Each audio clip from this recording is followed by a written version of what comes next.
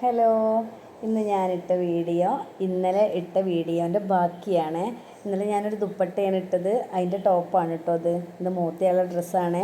ഇതിൽ ഞാൻ ആരി വർക്ക് ചെയ്യാമെന്ന് വിചാരിച്ചു. പക്ഷേ ആരി വർക്ക് ആരി നീഡിലും ആരി സ്റ്റാൻഡൊന്നും ഉപയോഗിച്ചില്ല, സാധാ നീഡിൽ ഉപയോഗിച്ച് കൈ കൊണ്ട് തുന്നിയതാണ്.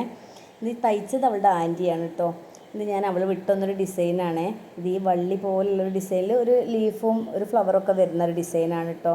ഇത് ഞാൻ 3 ബീഡേ ഉപയോഗിച്ചിട്ടുള്ള കട്ട് ബീഡും ഷുഗർ ബീഡും പിന്നെ കുറച്ച് ചെറിയ വലിയൊരു ഈ ഷുഗർ ബീഡിനേക്കാളും കുറച്ച് വലിയൊരു ബീഡും കൂടി ഉപയോഗിച്ചിട്ടുണ്ട് ആ ഫ്ലവറിൻ്റെ നടുക്ക് കൊടുക്കാൻ വേണ്ടിയിട്ട്. ഇത് ഞാൻ ആദ്യം തന്നെ ഇങ്ങനെ വരച്ചെടുത്തേക്കാണ് കേട്ടോ. ഈ ബ്ലൗസിൽ ഞാനൊരു പെൻസിൽ വെച്ചിട്ട് ഇങ്ങനെ ആദ്യം വരച്ചെടുത്തതിന് ശേഷം ഞാൻ ഷുഗർ ബീഡ് ഉപയോഗിച്ച് ഈ വള്ളിയൊക്കെ ആദ്യം ഇങ്ങോട്ട് തുന്നിയെടുത്തേ. ഇത് ഞാൻ തുന്നാൻ വേണ്ടിയിട്ട് ഇൻവിസിബിൾ ത്രെഡാണ് കേട്ടോ ഉപയോഗിച്ചത്, സാധാ നീഡിലുമാണ്. ഇത് നമുക്ക് ആർക്കും തുന്നിയെടുക്കാൻ പറ്റുന്നൊരിതാണ് കേട്ടോ, തുന്നാൻ കഴിയുന്ന ആർക്കും തുന്നിയെടുക്കുക. ഇതാണ് കേട്ടോ രണ്ടാമത്തെ ആളെ ഡ്രസ്സ് ഇതുപോലെ തന്നെ ഞാൻ തുന്നിയത്. 3 ബീഡേ ഉപയോഗിച്ചിട്ടുള്ളൂ, ഷുഗർ ബീഡും കട്ട് ബീഡും.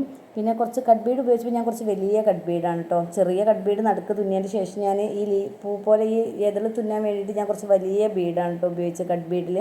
പിന്നെ ഞാൻ സീക്വൻസ് ഉപയോഗിച്ചിട്ടുണ്ട്. സീക്വൻസ് ഞാൻ അതുപോലത്തെ കളർ പോയിട്ട് നോക്കി എടുത്തതാണ്, ഒരു പിങ്ക് പോലത്തെ ഒരു ഷെയ്ഡുള്ളത് പോയി നോക്കി എടുത്തതാണ് കേട്ടോ. മറ്റേ ബീഡൊക്കെ ഇവിടെ ഉള്ള ബീഡായിരുന്നു. ഇത് ഞാൻ കുറച്ച് മുന്നേ ആരി വർക്കൊക്കെ ചെയ്തിരുന്നു, കുറച്ചൊക്കെ മക്കളുടെ ഡ്രസ്സിലൊക്കെ ചുരിദാറിലും ടോപ്പിലൊക്കെ ചെയ്തിരുന്നു. ഇപ്പോൾ ഞാൻ കുറച്ചായിട്ട് ചെയ്യലില്ല. ഇപ്പോൾ ഈ കല്യാണം വന്നപ്പോൾ ഒന്ന് ചെയ്യാമെന്ന് വിചാരിച്ചിട്ട് പ്ലെയിൻ തുണി, ഇതിനായിട്ട് തന്നെ ഞാൻ പ്ലെയിൻ തുണി എടുത്തതാണ് എനിക്ക് വർക്ക് ചെയ്യാൻ വേണ്ടിയിട്ട് കേട്ടോ.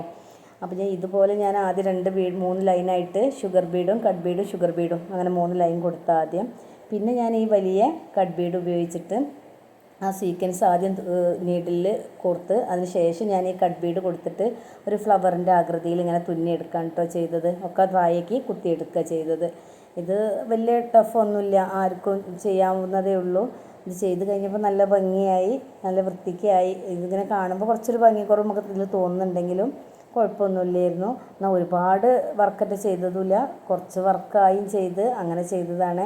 ഈ 2 ബ്ലൗസിലും ഞാൻ ഈ കഴുത്തിൽ ഇങ്ങനെ ഈ വർക്ക് ചെയ്തതിന് ശേഷം ഞാൻ അതിൻ്റെ ബോഡിയിലും ചെയ്തിട്ടുണ്ട്, ചെറിയ ബൂട്ടാസ് വർക്ക് ചെയ്തിട്ടുണ്ട്. അത് ഞാൻ കട്ട് ബീഡാണ്, 3 കട്ട് ബീഡ് ഉപയോഗിച്ചിട്ട് ഇങ്ങനെ തുന്നി തന്നെ പിടിപ്പിച്ചേക്കാണ് കേട്ടോ, ഒട്ടിക്കരുതേ. ഇന്നലെ ഞാൻ ഷാളിൽ ഒട്ടിച്ചേക്കാണ്, അതെനിക്ക് ടൈമില്ലാത്തതുകൊണ്ടാണ് കേട്ടോ ഞാൻ ഒട്ടിച്ചത്. ഇത് ഞാനിങ്ങനെ തുന്നി ചേർത്തതാണ്.